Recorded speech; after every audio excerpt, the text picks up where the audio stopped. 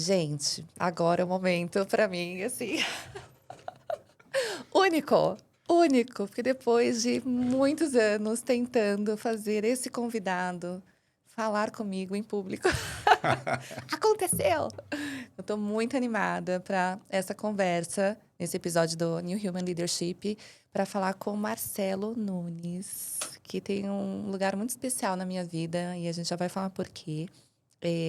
Para a gente falar de uma perspectiva, a gente batizou esse episódio de liderança à vista do topo, o que só o CEO vê. Má, estou muito feliz de você Eu estar estou aqui. feliz. Muito, muito feliz. Quero te agradecer já de antemão a conversa que eu sei que vai ser ótima. Ó, a expectativa. E vou pedir para você se apresentar, então, Claro. primeiro, e a gente bater nosso papo aqui. Muito obrigado pelo convite. Eu estou super honrado de estar aqui. Acho que a gente não se falou antes e você falou que estava difícil de conseguir, simplesmente porque os convites não vieram. Não estou Ah, brincando. tá Eu bom. estou brincando aqui com você, mas super feliz e super orgulhoso de fazer parte também dessa nova fase da tua carreira profissional, a carreira que eu acompanho bastante tempo. Sim. E um dos primeiros episódios do teu podcast. Então, eu espero sinceramente aqui cumprir as suas expectativas, falar um pouco de liderança, uma coisa que sempre é um tópico que eu sempre gostei muito de falar, além de outros temas. E a gente chega a uma parte na nossa vida, na nossa carreira, que a gente sente responsabilidade em compartilhar as experiências que nós tivemos. Elas não podem morrer com a gente tem a responsabilidade de dizer o que a gente viveu, o que a gente passou, as dificuldades, os perrengues, porque sempre tem. Nunca temos só mar calmo, sempre tem mar difícil, e é isso que faz bons marinheiros. Então, vamos conversar bastante a respeito disso hoje aqui também. Ai, que delícia, Má. Tô muito, muito feliz mesmo. E conta um pouco de você. Assim, a gente se conhece há muito tempo. Eu estava fazendo as contas ontem. A gente se conhece mesmo, que a gente trabalhou juntos há 14 anos. Já passa rápido, eu acho que faz mais. Mas, de fato, faz bastante tempo que a gente se conhece. A gente se conhece dos tempos de HP. É, E eu tive uma carreira bastante longeva na companhia, quase 18 anos de carreira na HP. Comecei a trabalhar bastante jovem. Eu estava fazendo os cálculos esses dias, né? São quase 40 anos de carreira ininterrupta. Comecei a trabalhar com 15 anos de idade. Quer dizer, na verdade, eu comecei a trabalhar antes, mas no mercado corporativo, com 15 anos de idade, como estagiário, como muita gente começa em estagiário ainda de ensino médio, de curso técnico de eletrônica. ai, eu também.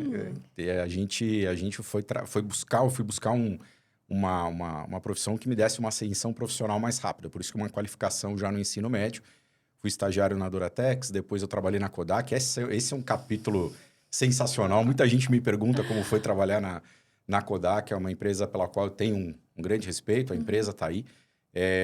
Virou tema por conta do que aconteceu com a Kodak na virada de fotografia convencional para fotografia digital. Eu estava lá, vi isso acontecer na época. Depois deixei a Kodak, fui trabalhar numa spin-off que tinha da Kodak na época. Fiquei pouco tempo e iniciei minha carreira na Kodak. Fiquei 18 anos na Kodak, bastante tempo. Entrei como especialista de vendas, saí como diretor executivo, com um convite para assumir a operação aqui do Brasil, para ser o head da operação Brasil, presidente da companhia no Brasil.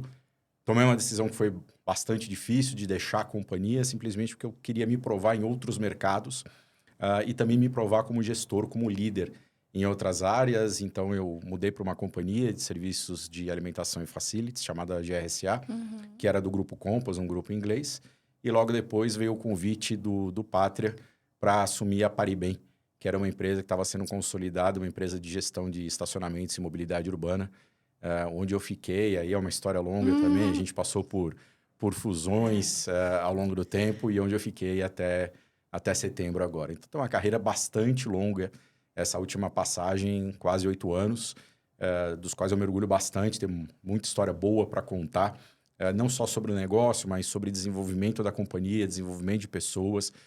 Tinha uma razão muito clara pela qual eu quis tomar esse desafio, por de fato liderar uma companhia, estruturar uma companhia desde o começo, além, claro, trabalhar para uma empresa tão sólida, tão ética quanto é o Pátria, e depois também numa companhia tão séria, a maior do mundo, que é a Índigo, que também me deu um voto de confiança de fazer essa transição pós-fusão, 3 anos depois da fusão que houve com a Paribem. Um pouquinho da história aqui resumida. Pouquinho, né? E tem, né, depois desse período, a partir desse período, né, que a gente se conectou, realmente, eu acho que antes a gente já se conhecia, né? Você falou da questão do ensino médio, eu comecei também com 16 anos num parceiro da HP, e aí que a gente, né, Isso já mesmo. tinha se conectado, e depois você me contratou na HP, 10 anos depois disso. E aí, a partir desse momento, né, que a gente se conectou e a gente foi se acompanhando nas carreiras, e aí falando um pouco desse último movimento, né, que você teve. Foi uma decisão, assim, que eu olhando de fora, eu não consegui conectar muito bem, né? Aquela coisa né, nós somos muito amigos, e eu sempre torço muito por você. E aí, assim, foi a sensação de falar, não, ele sabe o que ele tá fazendo, sabe? E aí, cara, o que você fez nesses anos, né, num business, nem tá aqui no roteiro, mas num business, mas tem a ver com o papel do CEO. Era um business físico, 100%. Né? Estacionamento. Tava lá bombando, chegou a pandemia.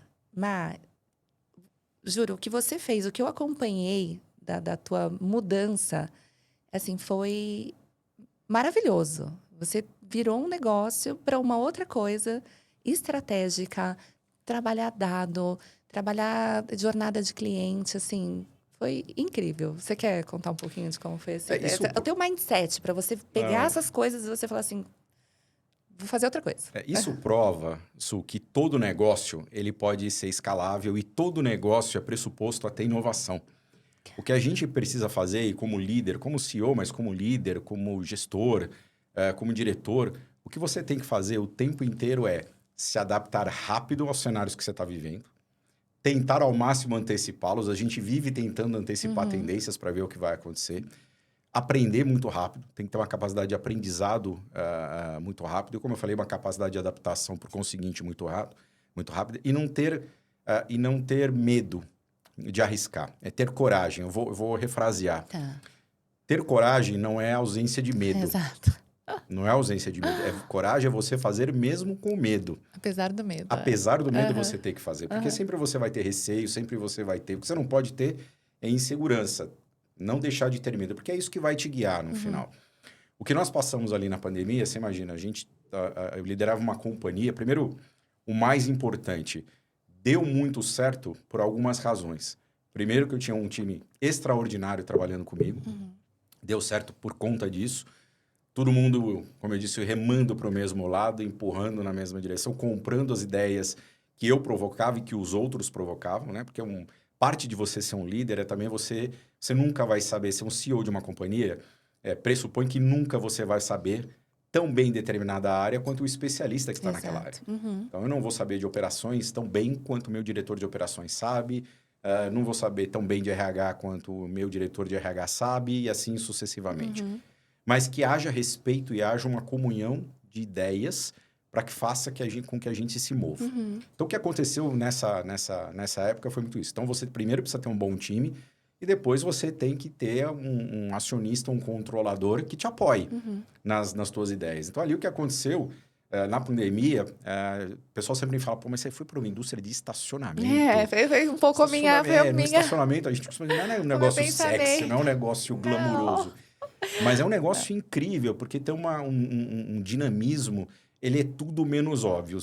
Eu poderia ficar falando aqui horas a respeito do negócio, porque você toca, de fato, na vida das pessoas e na vida dos empreendimentos.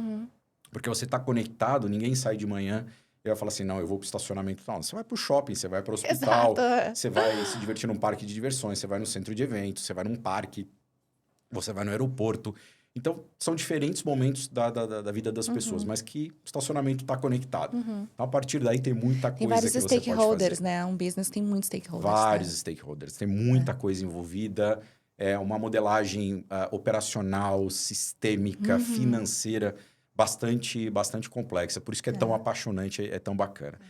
Mas voltando ao tema da pandemia, o que a gente fez para além de, obviamente, controlar custos e otimizar os custos, a gente fez algumas coisas que deram muito certo. Não poderiam ter dado errado e a gente teria que ter tido a capacidade de se adaptar. Mas uma das coisas que deu muito certo, primeiro, além do controle de custos, nós tivemos as medidas provisórias do governo. Eu digo mais duas coisas. Primeiro, uma conversa muito franca e genuína com todos os nossos clientes. Com todos os nossos clientes. Uma companhia, qualquer companhia, em qualquer setor, isso é um pouco óbvio de dizer, mas eu também sempre digo que o óbvio precisa ser dito o tempo inteiro. Qualquer companhia que não tem como foco seu cliente, ela não tem razão de existir. É tão simples quanto isso. Então, nós tivemos conversas muito duras, muito francas com os nossos clientes, com uma comunicação muito transparente, dizendo, temos a opção A, opção B, opção C. Opção A mais radical, como é que nós vamos continuar, porque naquele momento ninguém sabia o que ia acontecer. Não existia exercício de futurologia. Eu lembro quando a gente fez o shutdown do escritório no começo da segunda quinzena de março de 2020, a gente imaginava, não, isso aqui deve durar um mês, deve durar 2 semanas. Menor ideia, né? E durou meses. E a gente, por óbvio, sofrendo bastante, a gente viu nossa receita cair 98% em uma semana, em menos de uma semana. Então, a conversa clara com os clientes, combinando o jogo com eles, dizendo o que nós faríamos, como nós faríamos, e aí veio uma parte para mim que também é super importante, não só na gestão das companhias, né, da Paribem, da Índico, mas em todo o meu histórico profissional. Você combinou, você faça. Você prometeu, você cumpra. Se você não pode cumprir, você não prometa. Exato. Então, isso mostrou muito que nós tínhamos uma relação muito próxima com os clientes. Então, relações que já eram de muita credibilidade, no momento de crise, é que você sabe quem está do seu lado. É assim que funciona na nossa vida e é assim que funciona nas relações profissionais. Nas nossas vidas pessoais também. Você conhece as pessoas quando você está vivendo uma situação crítica, uma situação de crise. Nas empresas, a mesma coisa. Então, ao invés de a gente construir barreiras, a gente construiu pontes. E os clientes reconheceram isso. Então, esse foi um primeiro trabalho. O segundo, nós apresentamos um projeto para o nosso board, desafiando o board, dizendo o seguinte, olha, temos um problema aqui, mas também tem uma oportunidade de crescimento, porque os setores onde nós atuamos vão ter problemas. E estacionamento é um grande gerador de caixa, um grande gerador de receita para os empreendimentos que eles estão conectados. Então, trabalhando essa perspectiva futura e trabalhando a necessidade real dos clientes, nós colocamos em marcha um plano de crescimento que se provou muito certo ao final de 2020, quando as coisas começaram a voltar, no começo de 2021. Você vai lembrar, no começo de 2021 teve aquele pequeno solavanco, né? Ali. Um respirinho, e depois, logo depois, um respiro. Então, a gente viu dar muito certo o que nós nos propusemos a fazer no começo de 2020, dando frutos em 2020 e 2021. Então, é um pouco da história. E isso passa por entender o cliente, por entender equações financeiras, mas principalmente de como é que aqueles negócios se comportariam na volta, olhando jornada do cliente, digitalização, uso intensivo de dados.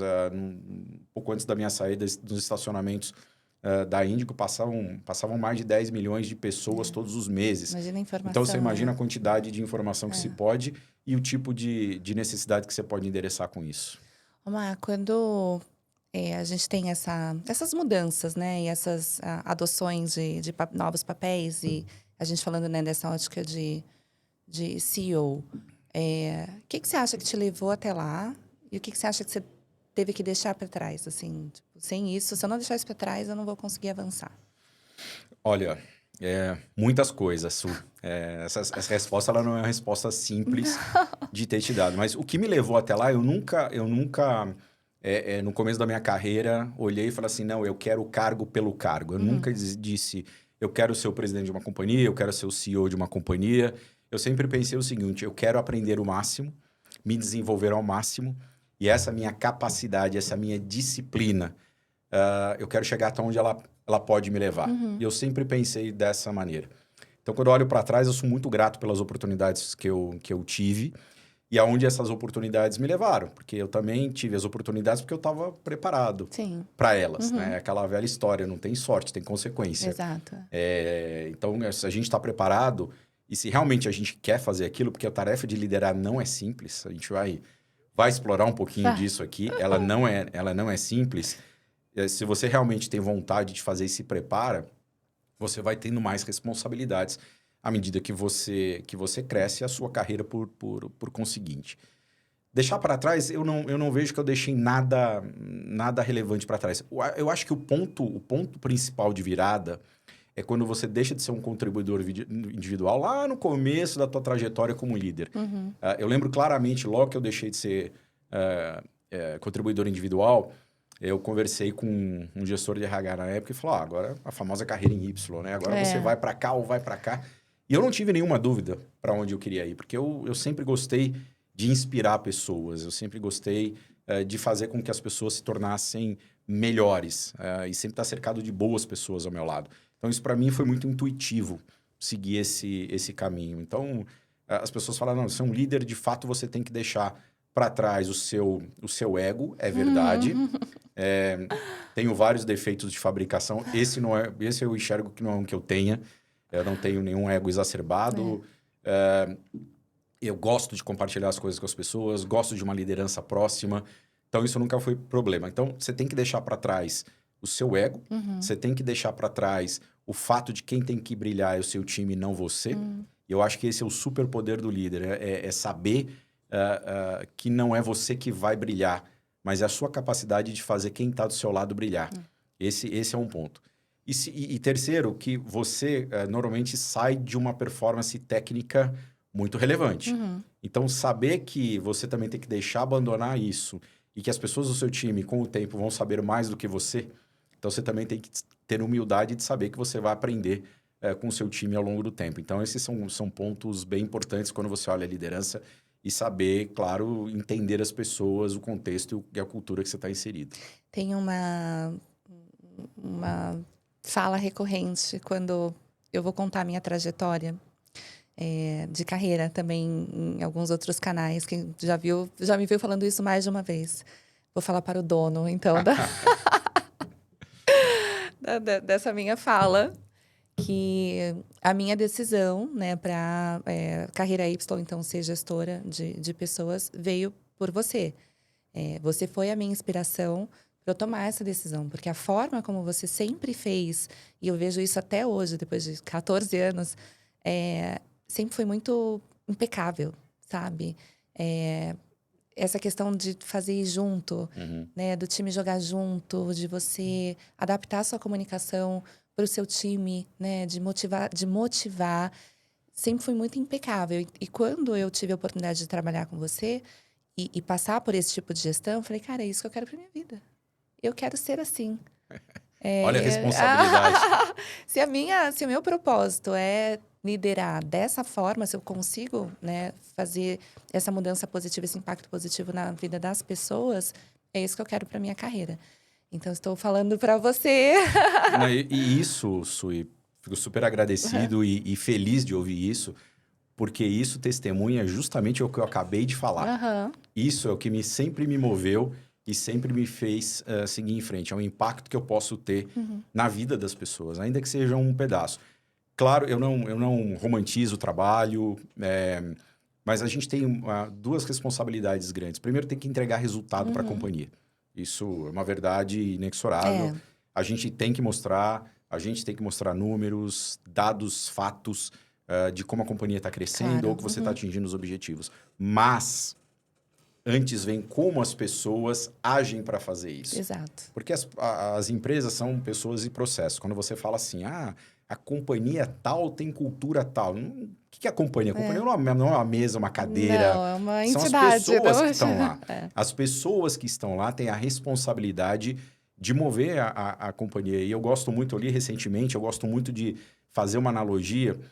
Nós que viemos da área de tecnologia, eu continuo apaixonado por tecnologia. A cultura na companhia é o sistema operacional que faz a companhia rodar. É o que faz ela rodar, é o que faz ela ter vida, é o que faz ela fazer o que ela faz. E a cultura vem das suas lideranças, do comportamento das suas lideranças. Então, se a gente quer mudar uma companhia, a gente quer olhar muito claramente para a cultura dessa companhia. E você só faz isso influenciando as pessoas. O líder tem uma responsabilidade muito grande. Eu, novamente, fico super feliz de ouvir isso de você. Tive a honra e a felicidade de escutar isso de muitas pessoas ao longo da minha carreira. O líder tem essa função de inspirar o seu time a fazer. Quando você está num cargo de CEO ainda, que você tem uma visão absolutamente abrangente sobre a companhia, uma visão sistêmica, você vê como as peças se encaixam. Uhum. Porque se você pega um gerente, um diretor, ele está muito preocupado com a área dele, ele está muito preocupado com as entregas dele. Quando você tem uma visão abrangente, uma visão holística da coisa, você tem a responsabilidade de cuidar da cultura. Porque a cultura é que vai dar o amálgama entre as áreas, vai fazer com que elas funcionem. E isso só funciona se as pessoas estiverem motivadas, se as pessoas estiverem engajadas e acreditando naquele líder e a forma com que ele se comunica e como ele expõe as ideias. E nos lugares corretos e com o subsídio correto, Não né, tem a Má? menor dúvida. Porque também tem isso, né? O papel do líder, quando ele não está bem preparado, ele não tem essa visão de que as pessoas estão nos lugares corretos. Sim. Com os capabilities corretos e com um ambiente minimamente, né, estável para que a coisa aconteça também. Então, isso é um exercício, uma atribuição que a gente vai ganhando ao longo da jornada, né? Essa parte que você falou, Má, do ego e Você falou do ego e você falou mais um outro ponto também, que estava um pouco voltado a isso, né? No programa da New Human, e eu estava falando também com a conversa com a Mari, por que a gente quer atacar esse nível de gestão? Porque a liderança operacional é indispensável. É a tua visão na ponta. Exatamente. Ali, aí você me fala aqui na visão de CEO. É quem está fazendo a coisa acontecer ali na ponta, né? E é o que está mais perdido. Uhum. Porque é isso, tá apagando incêndio o tempo todo, tá executando, tá preocupado com a área dele, com as pessoas que estão ali no time dele. Muitas vezes o líder dele não tá ali também podendo, né, dar esse tipo de atenção. E essas coisas que não são as técnicas, né, e que também eu nem diria que são soft skill. Eu diria que são skills da vida. Exatamente. Life skills. Que é isso, né? Meu ego, eu tive que reduzir ele a pó. Assim, e eu nem achava que eu tinha tanto, tá? Mas uma vez que você começa a ver... Tem que reduzir a pó. Cara, assim, não existe. Você numa posição de liderança não tem mais ego. Como é que você sabe disso? Com 30 anos de idade, 20 e poucos anos de idade, não sei quando você começou, né? Então, a ideia do programa de aceleração é esse, assim, é trazer tudo isso que a vida nos mostra, né? Para uma realidade mais tangível, pelo menos para ter a consciência de que, olha, realmente, isso aqui pode me atrapalhar em algum momento, isso aqui eu posso usar a meu favor e fazer a coisa acontecer melhor, né? E aí, quando você olha, então, né, desse andar do CEO, eu coloquei como andar, né, e colocando nessa coisa do topo, porque isso que você trouxe, você precisa ter uma visão holística. Sim. Né? Você que está vendo todo, né, você é o maestro da orquestra ali. O que você enxerga sobre pessoas de liderança que a maioria dos gestores não vê? Bom, primeiro, eu acho que um ponto super importante, a gente já falou aqui, que é do ego. Uhum. Você tem que deixar seu ego para trás. Nós, seres humanos, temos uma capacidade de julgar os outros o tempo inteiro. Então, essa é uma outra coisa que você tem que deixar para trás. Você tem que se basear em dados e fatos. Você tem que entender o que está acontecendo. Você tem que saber que você vai errar. Você tem que ter coragem para fazer as coisas. E foca naquilo que é seu. Não foca naquilo que você tem que fazer. Foca no seu. Eu adoro isso. Faça mais do que esperam de você. Isso é tão óbvio, mas, de novo, nós vamos cair aqui no óbvio, precisa ser bem feito. Se alguém te dá uma tarefa, não se restringe a fazer exatamente aquela tarefa. O que mais tem ali em volta? Por que me foi pedida essa tarefa? Onde ela se encaixa?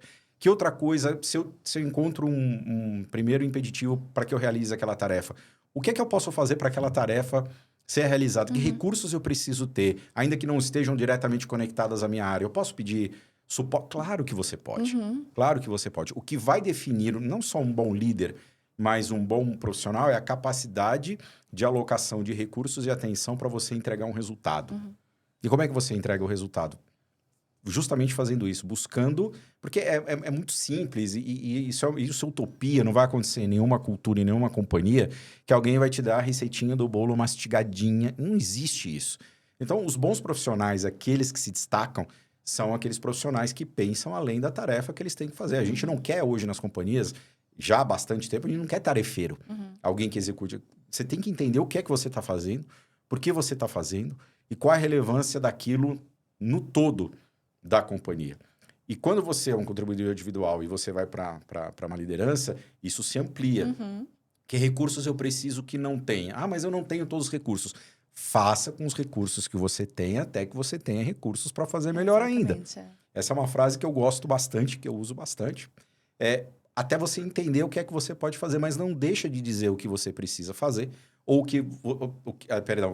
que você necessita para fazer, Aham.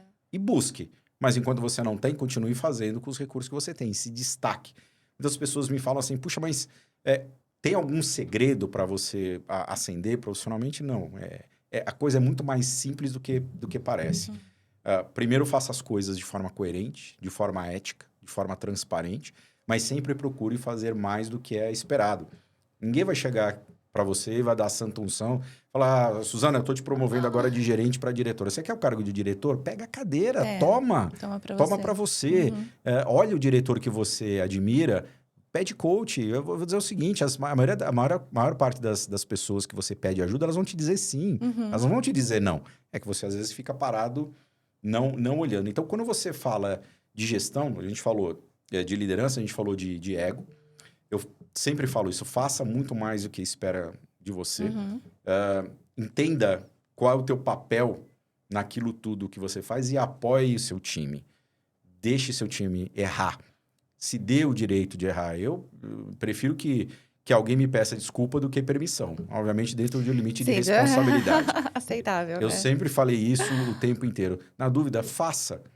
Faça, porque às vezes, hoje em dia, o mundo é tão dinâmico Aham. que se a gente posterga uma decisão, claro, dentro cada um com a sua responsabilidade, se você posterga uma decisão, o bonde pode ter passado. Você pode ter perdido uma boa oportunidade de resolver um problema, de atuar na solução de um problema do cliente e tempo, a percepção de tempo hoje das pessoas, ela é muito diferente. Uhum. Então, você precisa agir a tempo para as coisas acontecerem. Eu tenho uma característica, você falou da frase que você gosta de falar do ovo. Várias. Exatamente. Essa eu adoro. Eu falo, gente, eu falo às vezes também, não quero saber.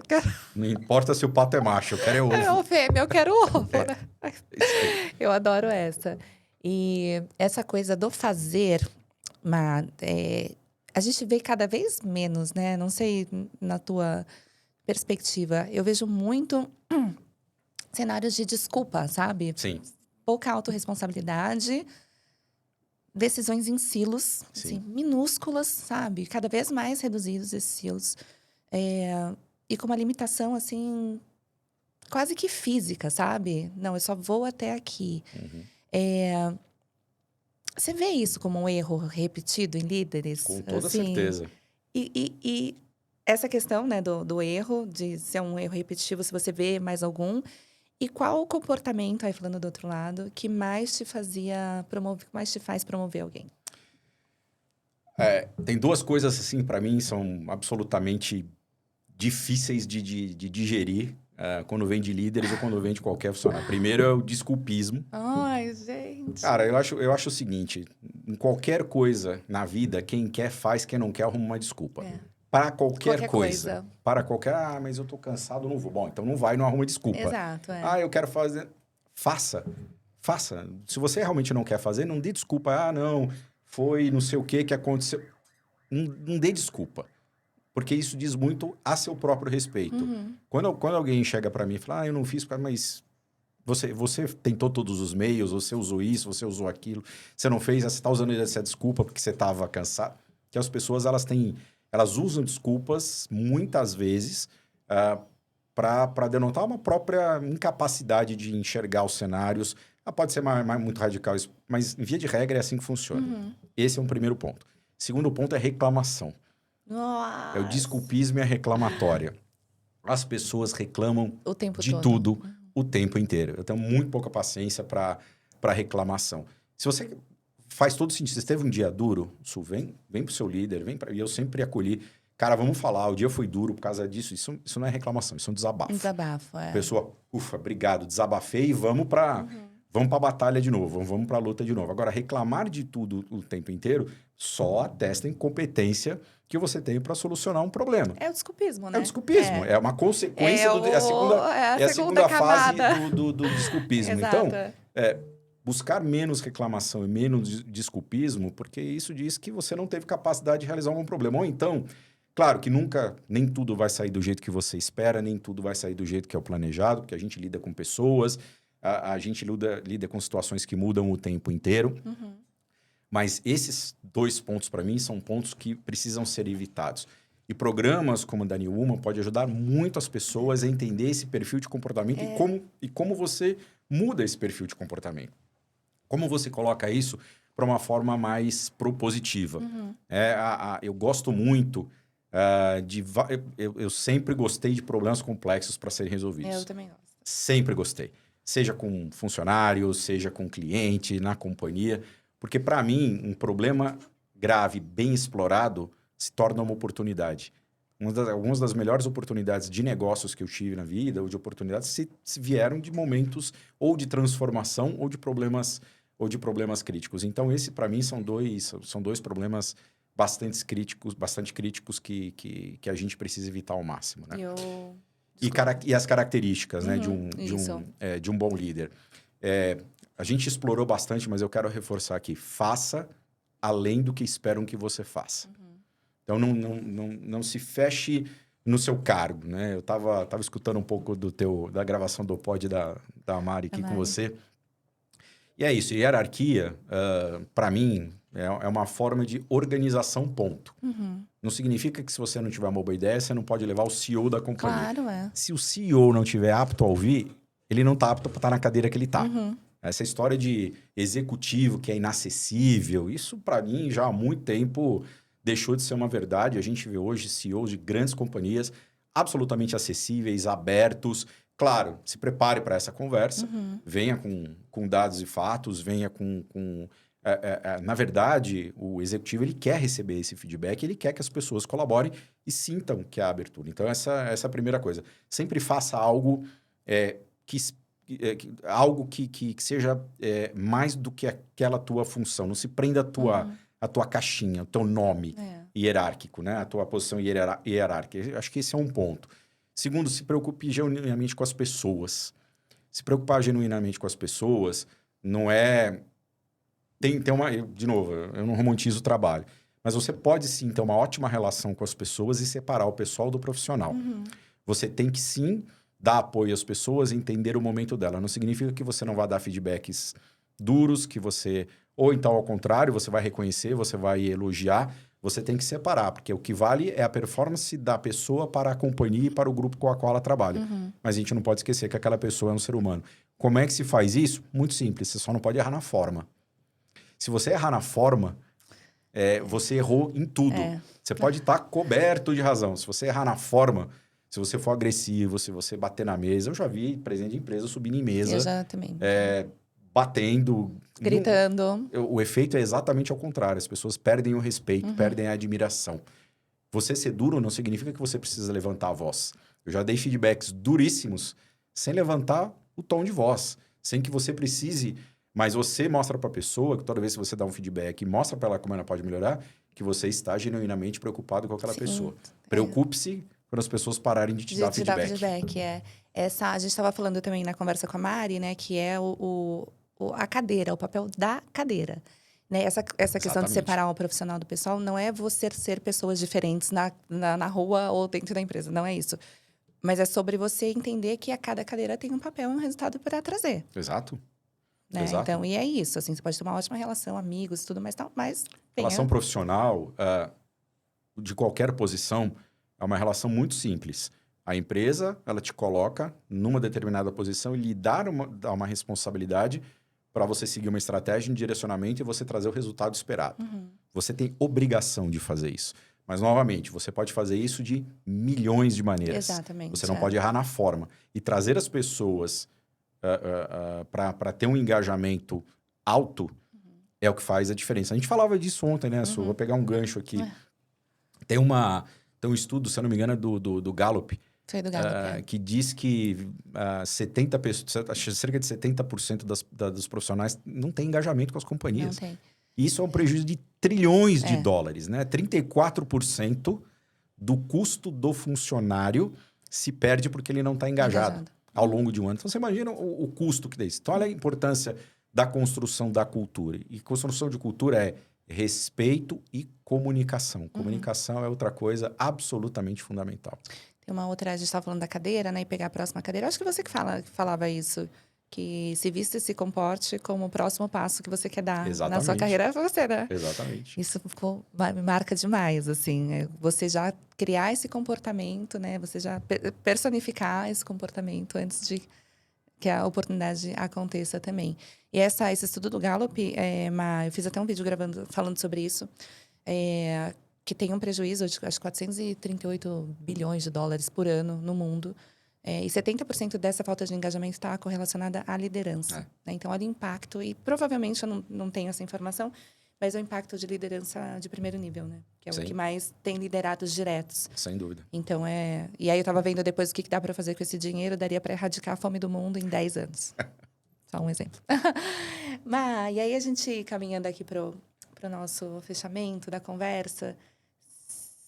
não, isso aqui foi sacanagem com você. Putz, isso aqui eu deveria ter pensado melhor. Eu falei, uma única frase. Você tem várias frases. Várias frases. Você já ouviu várias aqui. Se você pudesse deixar uma frase pode ser mais, tá? Coloquei uma única, mas pode ser mais. Como legado para qualquer pessoa que lidera. Qual seria? Quais seriam? Puxa, eu tenho uma coletânea de frases ao longo da minha carreira. Você já ouviu várias delas. Você pode escrever um livro de frases. De frases. Várias pessoas que trabalharam comigo falaram, vou escrever um livro de frases aqui. Do Marcelo. Do Marcelo, porque a cada situação tem uma frase. Assim, eu gosto muito de uma frase que não é minha. Eu ouço muito o professor Cortella falando que é essa, né? Faça o melhor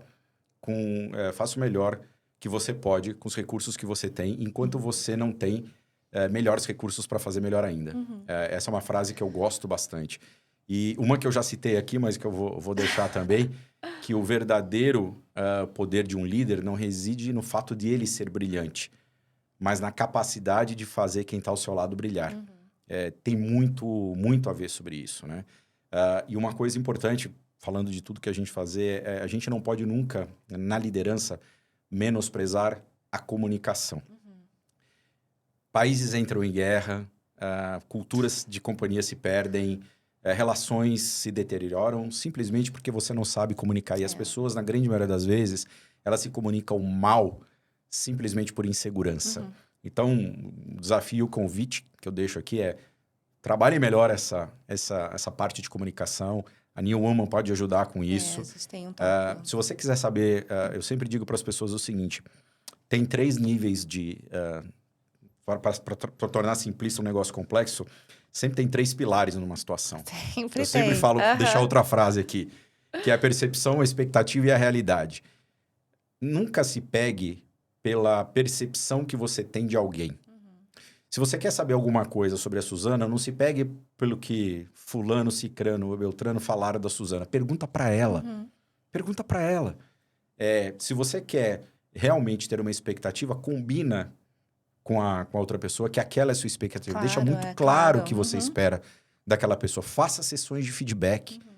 Tenha coragem de ter conversas, ainda que sejam conversas difíceis. Essas conversas difíceis são as melhores conversas que a gente pode ter.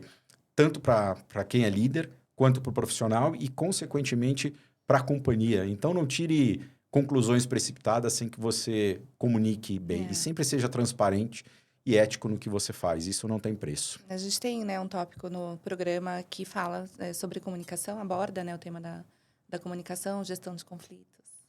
Esse é fundamental. Você promover essa conversa difícil. Sim. Né? Você deixar claras as suas expectativas. Então, eu fiz o programa em 9 pilares, né? Talvez tenham mais, enfim, alguma coisa. Mas esse da comunicação é sempre um que eu, particularmente, estou sempre indo atrás de melhorias. Esse é fundamental. Sempre. Acho que não tem final, assim, mas esse para mim é um...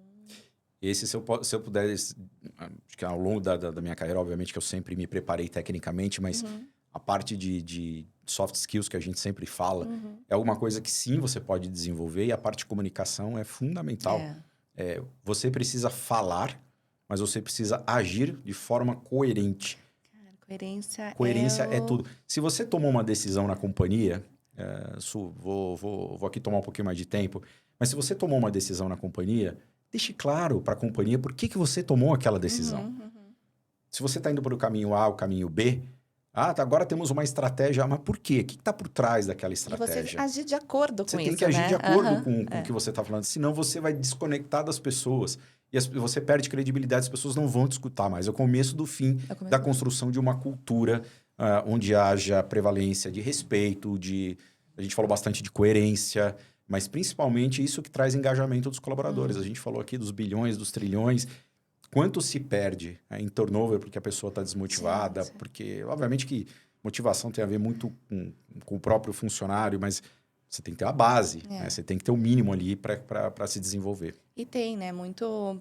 Essa entrega, né? Tem entregas que eu estou recrutando um time, né? Tem pessoas que fazem junto comigo, que são as que têm embasamento científico, né? De saúde, geralmente. Perfeito. E aí, depois a gente pode fazer um outro só falando sobre isso, Vamos. né? Mas nunca é o que é. Só o que tá ali na superfície. Sempre tem alguma coisa, Sempre. né? Além disso, assim. E é isso, a questão do engajamento, motivação. Olha quanta coisa. Não, dá né? para cada um desses tópicos que nós falamos aqui dava Dá um pra fazer um podcast. podcast. Dava para fazer um podcast, dá para contar histórias aqui inacreditáveis. Não podcast. De casos de sucesso, de como a gente pode melhorar o engajamento. E na grande maioria são ações simples. A gente chegou, Su, a fazer pesquisas. Por que um funcionário fica mais ou menos engajado? Tem a ver com a cultura, mas, por exemplo, reconhecimento vem antes de salário. Obviamente, você tem que ter um salário adequado, né? Mas, na média, se você reconhece as pessoas sempre buscam aprovação. Até para dizer, olha, estou no caminho certo. Sim, Por isso que eu sou muito favorável da cultura do feedback. Você tem que saber se você está indo pelo caminho certo, se não está. Porque senão você trilhou uma jornada. É aquela velha história, né? Quanto mais longe o trem errado que você pegou foi, mais caro vai ser a volta.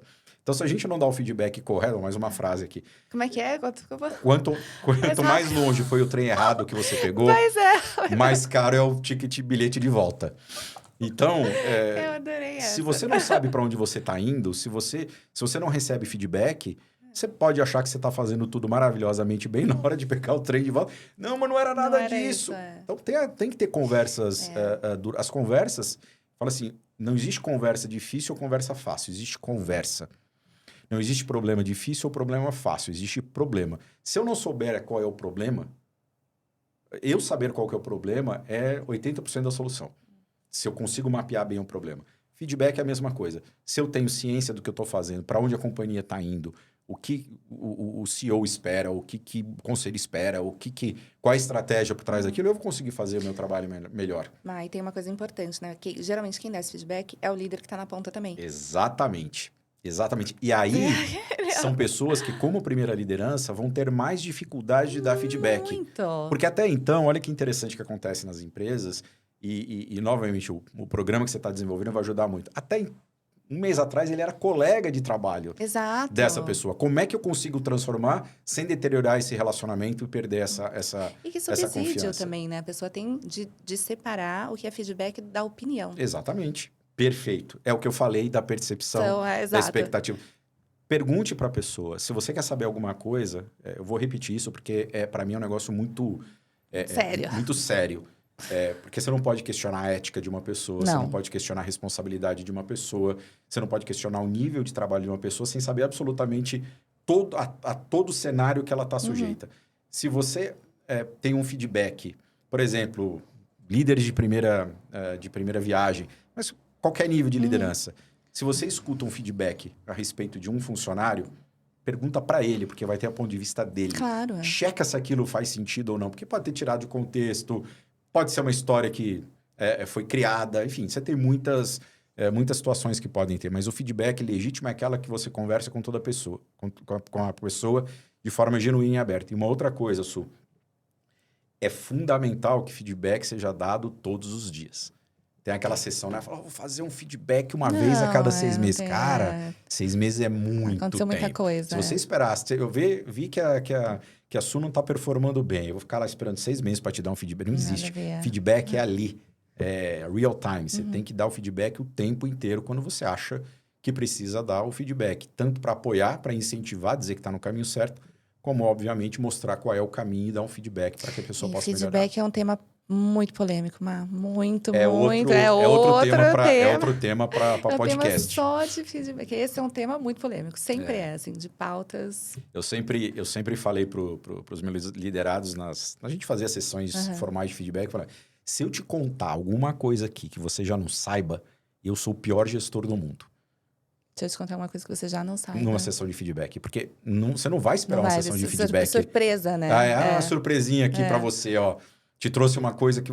Não pode. Não tem como, Você tem que fazer uma construção, você tem que respeitar minimamente a inteligência e a capacidade do teu interlocutor. Você não pode esperar, não, vou te dar um feedback aqui agora, esperei 6 meses, vou tirar do bolso aqui. Não, é uma construção, como eu disse, diária. Isso mostra também o nível de acompanhamento que o líder está fazendo. Vou pensar nessa pauta também, no 360 do feedback. Boa. Quem recebe, né? Porque a forma de receber também é importante, né? Que a gente vai entrando em outras nuances aqui também. Não tenha dúvida. A loucura também, ela pode estar presente nesse. Pode. É o que eu falo, né? Qualquer tema que a gente fez aqui, dá um feedback longo, dá um podcast longo. E essa coisa da conexão que você faz, do pergunte, da comunicação, tem sempre 3 verdades, né? A minha, a sua e o que realmente está acontecendo. Exatamente. Então, é muito válido também. Você gostou? Adorei. Obrigado pelo convite, super honrado de estar acompanhando a tua trajetória profissional também. Todo sucesso para New Woman. Você sabe que eu vou estar conectado a isso. Com certeza, conto com você. Pode contar comigo, super sucesso. Mais do que o teu sucesso, eu tenho certeza que vai ser um habilitador de sucesso de muitas pessoas, desses líderes. Porque, de fato, as empresas, a grande maioria das empresas, pelo menos, negligenciam a formação dessa primeira leva de líderes. E é onde a gente precisa focar bastante, porque é quem faz na prática a coisa acontecer. Tá bom, obrigada, Má. Tô muito Obrigado feliz você. por ser você, por eu ter endereçado a minha gratidão e a minha admiração diretamente. Você sabe disso, né? O meu feedback, você já teve esse feedback de mim, mas para mim é sempre um prazer estar com você, estar conectada com você. Eu que agradeço, super honrado. Obrigado pelos elogios, obrigado pela oportunidade de estar aqui nessa um dos primeiros episódios do teu podcast. Espero que seja o primeiro de muitos, que a gente volte a conversar. Obrigada, Má. Obrigado. Obrigada mesmo.